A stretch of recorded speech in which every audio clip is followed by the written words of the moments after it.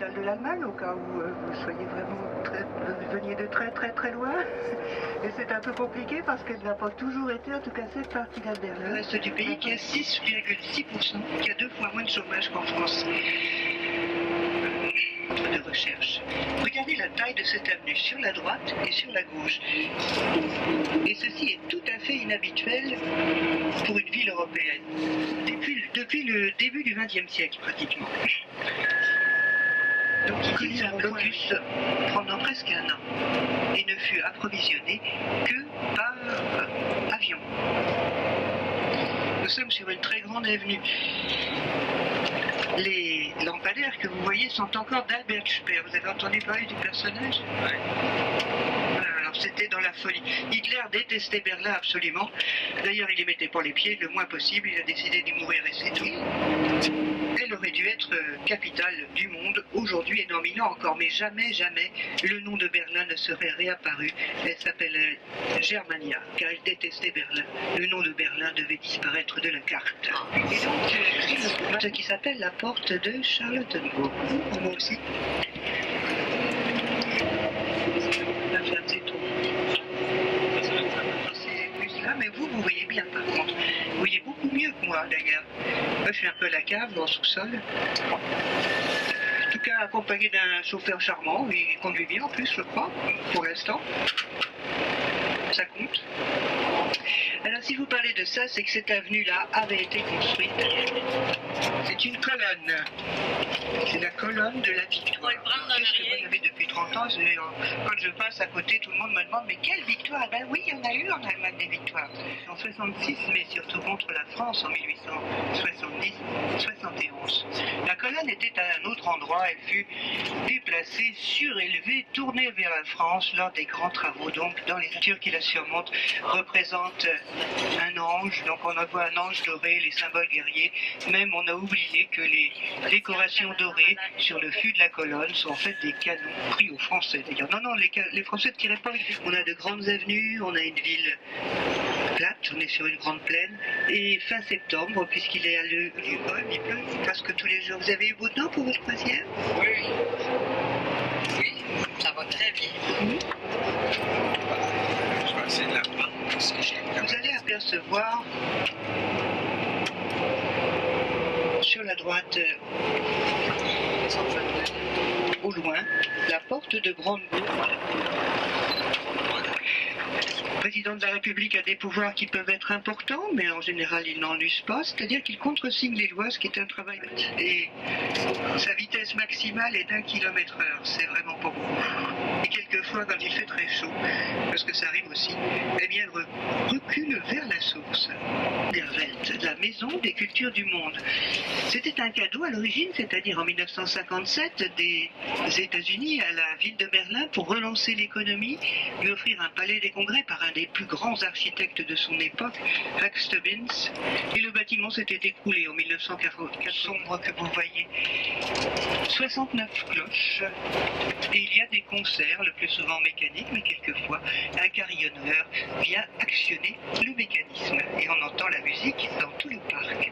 La salle plénière du Bundestag dans le bâtiment du Reichstag. Il est très connu car ça a toujours été le Parlement, même si pendant longtemps il a été fermé car les dictatures n'aimaient pas beaucoup les parlements.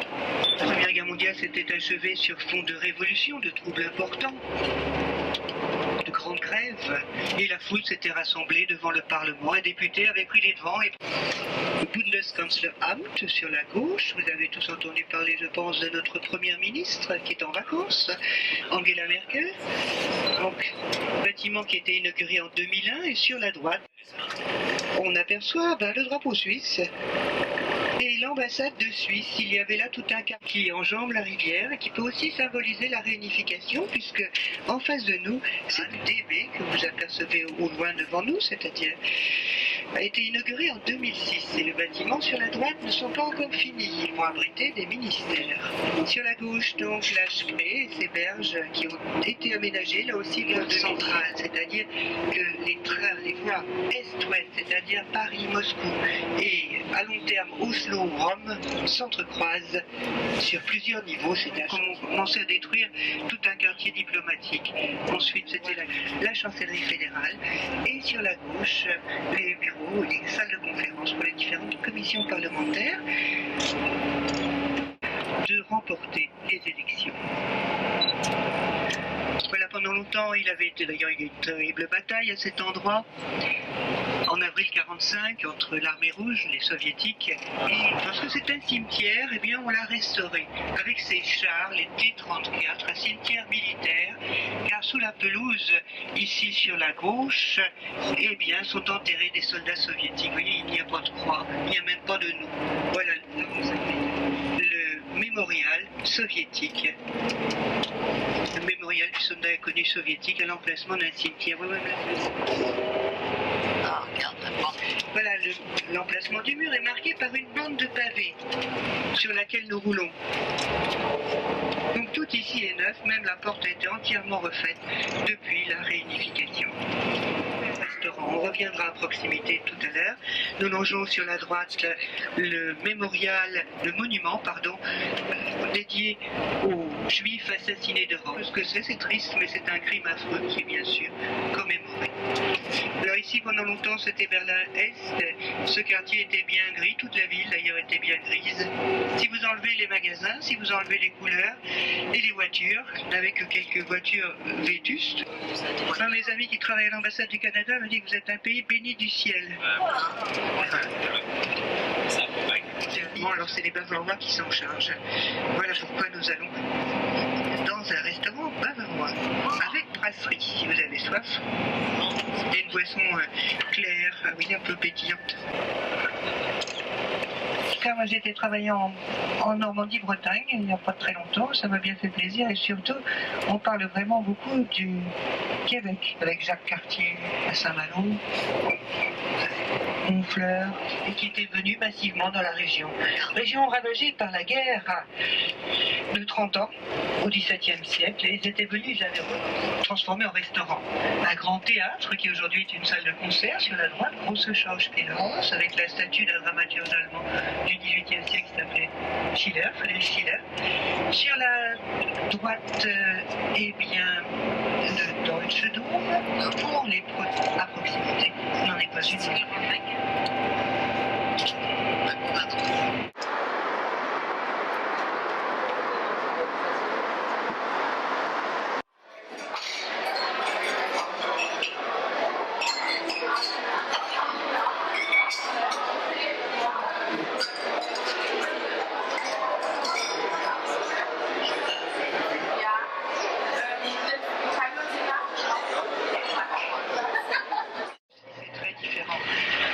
On n'est pas une ville comme les autres. Il faut dire qu'ici, c'était la partie communiste de la ville.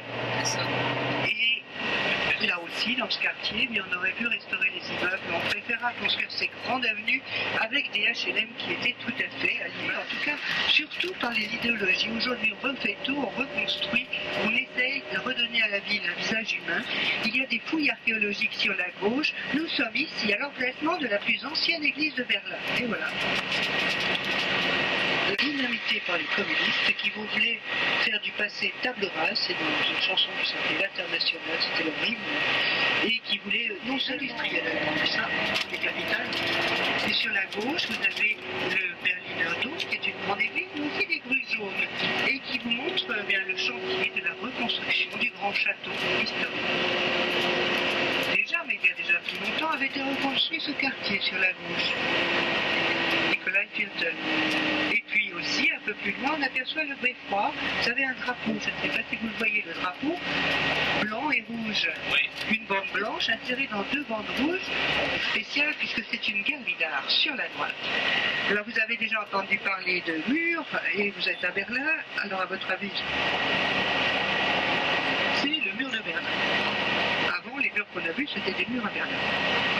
vous allez voir, là il y a le sauteur de mur, vous voyez.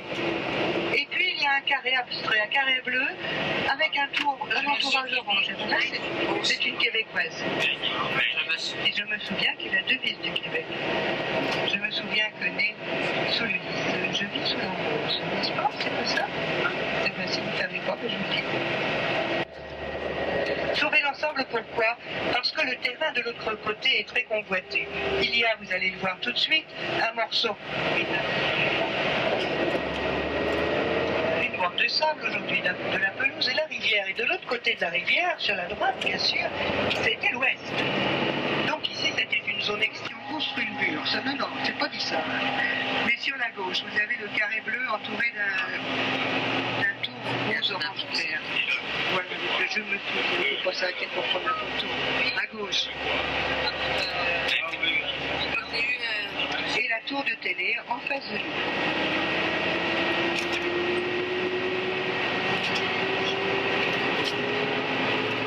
Dans un style très particulier. Nous sommes sur la Karl Marx allée, qui pendant longtemps s'est aussi appelée la Staline allée.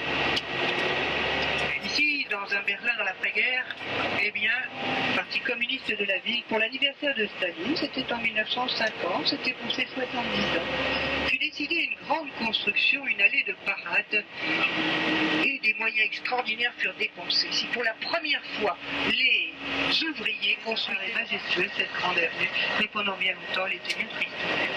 Et c'était déjà dès les années 70, elle ne s'appelait plus la Staline allée, elle s'appelait la Karl Marx allée, non qu'elle la grâce. On traverse la partie moderne ici, qui était, il y en a peut-être à nouveau, hein, moi je connaissais quiconque, mais je suis vraiment les vieilles générations. La planète des singes révolution, ça doit être un nouveau film. Un marché au bœuf, l'élixir de la vie. 1805, arrive le tsar de Russie, une alliance contre Napoléon avec le roi de Prusse, et à cette occasion, eh bien, on rebaptise le marché Alexanderplatz. C'est un lieu précieux, la Fianzetto. On refait l'immeuble sur la droite. Date de la fin du XIIIe siècle, on n'a pas de grande cathédrale à Berlin, car l'histoire est beaucoup plus récente. Ici, c'est la plus ancienne église.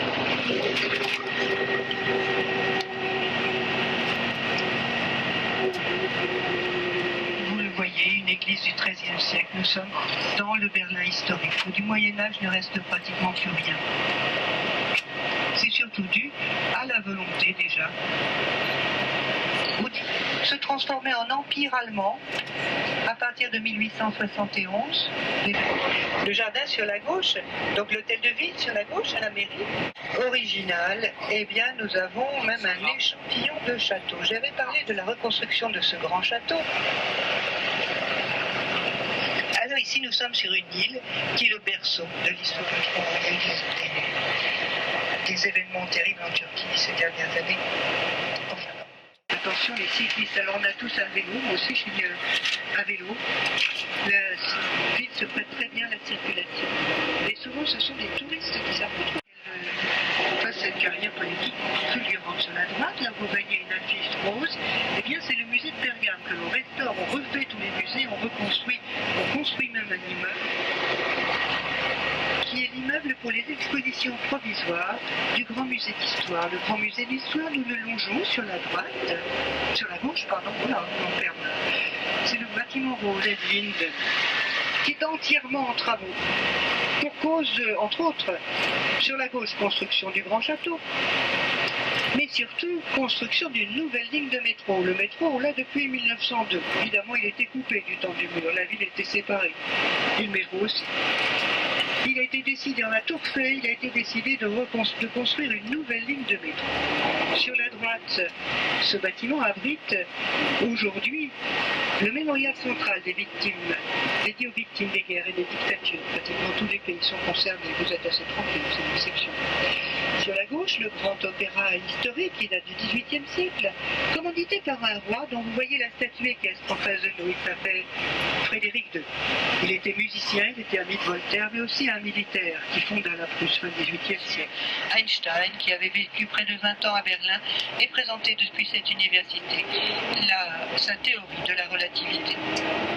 Sur la gauche, eh bien, c'est au milieu de cette place que fut organisée par les nazis l'auto-da-fé de 1933. À peine arrivé au pouvoir, eh bien, ils sortirent les livres de la bibliothèque. Sur la gauche, le bâtiment était grise. C'était la partie communiste de la ville, en face de nous, la porte de Brandebourg.